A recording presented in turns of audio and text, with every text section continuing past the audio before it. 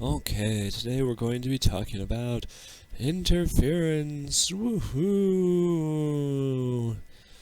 We can't give this one a pass.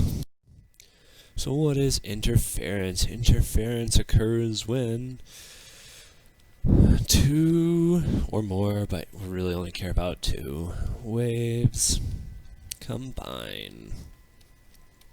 Okay? Remember, waves aren't like physical objects, so they don't bounce off each other or anything like that. What waves will do is waves pass through each other. Waves pass through each other. Then when they're on top of each other, they combine. By combine, what we're going to do mathematically is just add them together. Okay, so for example, if you've got a string that's perfectly flat, and you've got a wave over here that's going, and a wave over here that's going, what's going to happen is in the middle, they're going to run into each other, combine, and then they're going to split apart again. So wave A is still going to end up going this way, and wave B is still going to end up going this way. They're not going to bounce off each other, even though it might look like it. Alright? So let's see some pictures here. So here's a couple pictures. Here's one that we just talked about. So you have A going this way, B going that way, combined together to get A plus B. Alright, what you should notice is this has a height. I'm just going to call this height 1. This has a height. I'm going to call this height 1. And this has a height. This has a height of 1 plus 1 because they add together and you'd get 2. Then after they separate, you're going to get a 1 for this guy and a 1 for that guy, and they're going to unseparate. So this is called constructive interference, as you can see right here. So constructive interference is when you're adding them together. These are two positive values and you get a bigger wave. So your resultant wave is bigger. You also have destructive interference. This works the same kind of way, except you have a positive and a negative value here. So you have a 1 plus a negative 1 because it's below, right? Well, what's 1 plus negative 1 is equal to 0, so it's on the line here. Now, this is going to happen for all the points here. So this is like a 1/2. 1/2. This is a negative 1/2. So they combine to get 0 as well. Now, destructive interference does not mean that it's always 100% destroyed every time. Okay?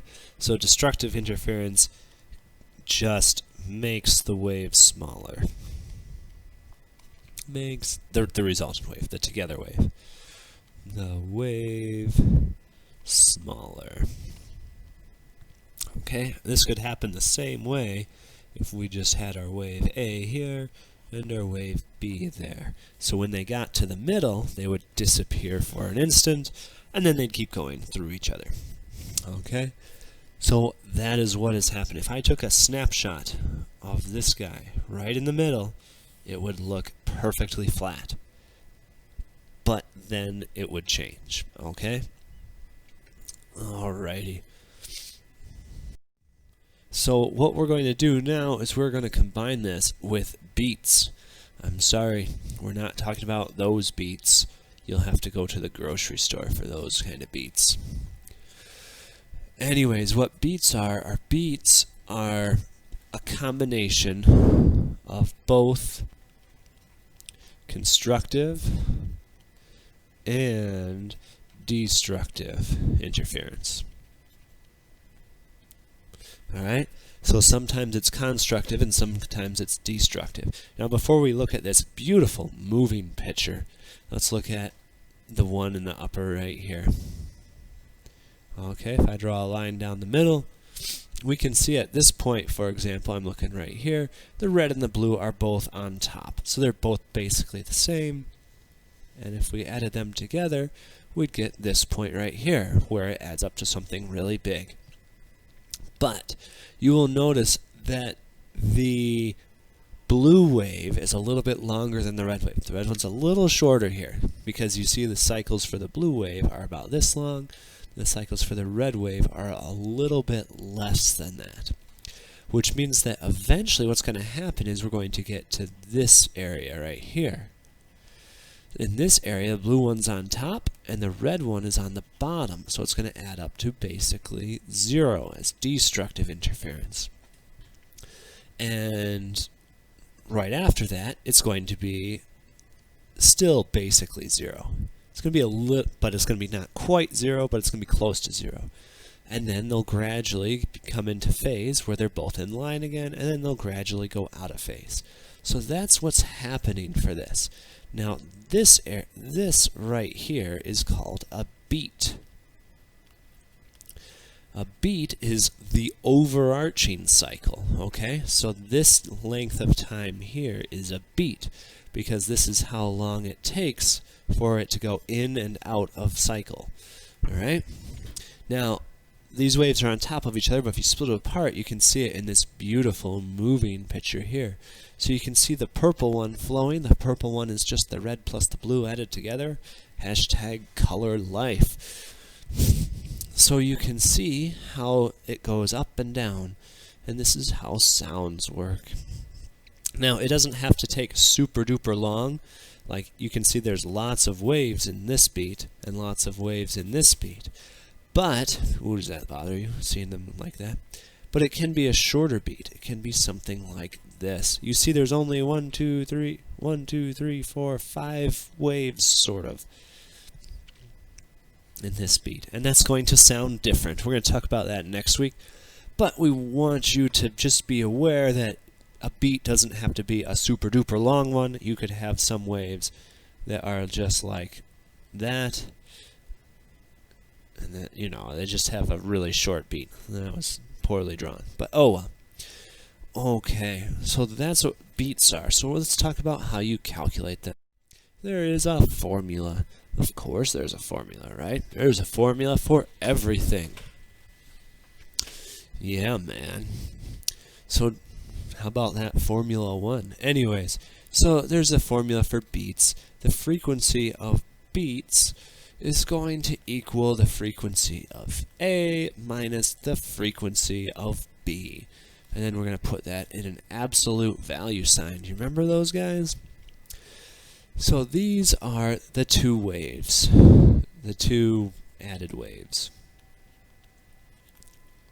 It doesn't matter which one you put first because you're absolute valuing the thing. So who cares? So you're going to subtract them, and it's going to tell you the difference, and the difference is the beat frequency. So if, let's just jump to a practice one. That's it. So we've got a 450 sound played with a 455 sound. What is the beat frequency? Okay, so the beat frequency, the frequency of the beats is going to be 450 minus 455, and absolute value. 450 minus 455 is -5, but it's an absolute value, so you get 5 hertz. So you're going to hear 5 hertz of a beat. All right, now just remember what this means. Is this means per second, right?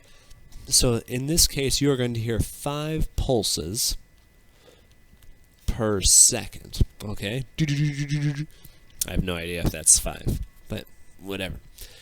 Okay, so give you an idea here. This is how they make alarms very often. If you've ever been waken up at 3 in the morning because of an Amber Alert, because your phone makes a horrendous sound, that is a beat frequency that's very specific. They play 2 different waves. I don't remember what frequencies they are. They're in the thousands. It's annoying. And when it puts it together, you get a beat. Fire alarm works the same way. Let's do another one. A violin and a viola try to play the same note. If the beat is 15 hertz and the violin is in tune, because of course it is, right? At 520, what is the viola playing? Because the viola is obviously out of tune. So here's what we got. FB is equal to FA minus, Oh, I should say beat. Oops, FB, whatever. Oops, absolute value. Oh, see if you can figure this one out, and then we'll pause the video, and then I'll do it with you. Okay, did you do it yet? Hopefully. So, looking at this one, we know the beat is 15, and then we know that the violin is at 520. So 520 minus something, we'll call it frequency B, frequency viola, whatever. Absolute value. So here's the deal. You've got two choices here. Now, if you remember, if absolute value makes everything positive, so that means 520 minus F can equal 15, and that would mean that F is equal to 505, or 520 minus F is equal to negative 15, right? Because absolute value will still equal 15. So what you'll get for this is you'll get 535 hertz. And both of these answers are valid because you don't know which one, because I didn't give you enough information to figure out which one. And so there's two possible ways to generate that beat frequency. You could either be higher or you can be lower. Ta-da!